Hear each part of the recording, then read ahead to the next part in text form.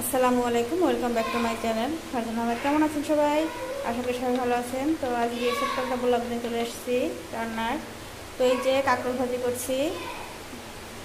এখন এই জন্য এটা হলুদ দিয়ে লবণে মাখবো, মেখে রাখবো কিছু সময়। কি হয়েছে বাবা?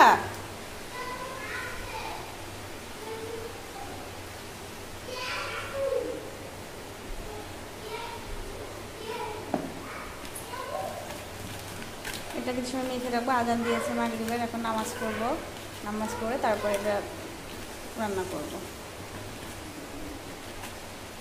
আসলে আমার রান্না করতে কিন্তু এত সুন্দর না, আমি হচ্ছে ভাইয়ের বাসায়, তো এই জন্য রান্না করতে সুন্দর দেখা যাচ্ছে। তো আমার কথা হয়তো অনেক স্লো শোনা যায়, তো আমি অনেক জোরে বলার চেষ্টা করি, অনেক হয়তো শুনতে পাচ্ছে না।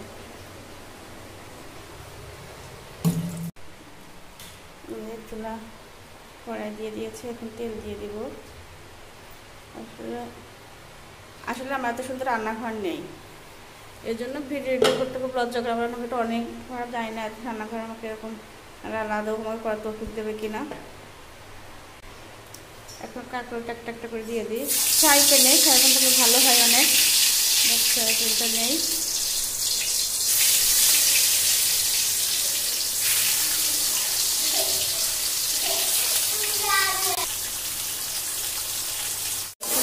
পানি দিয়েছি, বাটা জিরা নেই, এই জন্য কিছু গোটা জিরা।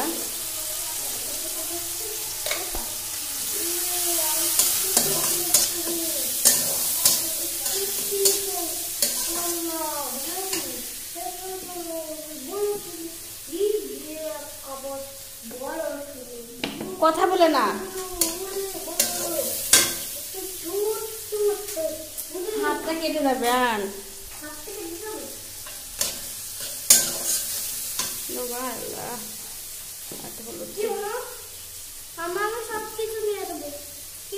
কিছু আনতে পারলে সরো সরো, তুমি দেখে কোনো এখানে যাও না।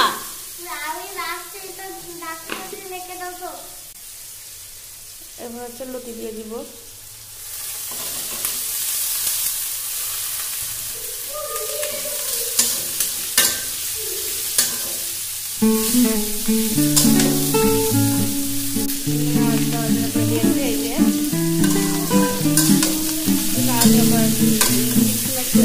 নাড়বো, ঢাকনা নিয়ে ঢাকতে পারবো না, ঢাকনা ঢেকে দিলে একটু পানি উঠে এগুলো নেই, এগুলো ঢাকতে পারছি না।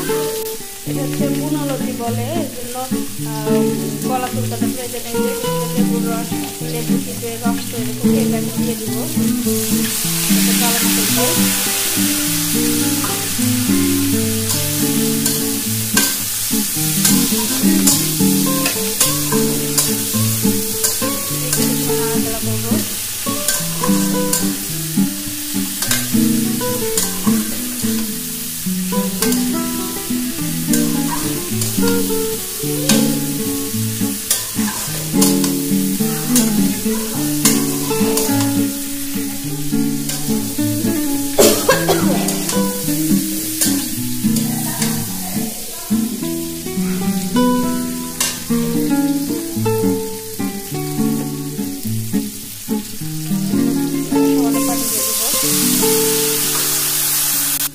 পানি দিয়ে দিয়েছি। চেহারা তো ভালো লাগছে না, খেতে কেমন হবে জানি না, মনে হয় না ভালো হবে।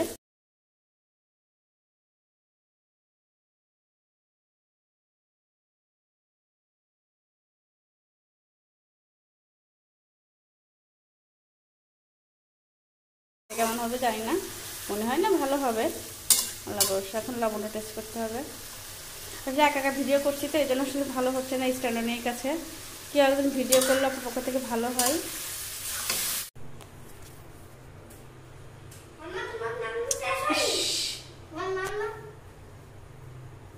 এই যে লাস্টে রান্নার পরে এরকম চেহারা এসছে, জানি না খেতে কি হবে কেমন হবে। খাওয়ার পর অবশ্য জানাবো দিয়ে লেবু রস দিয়ে।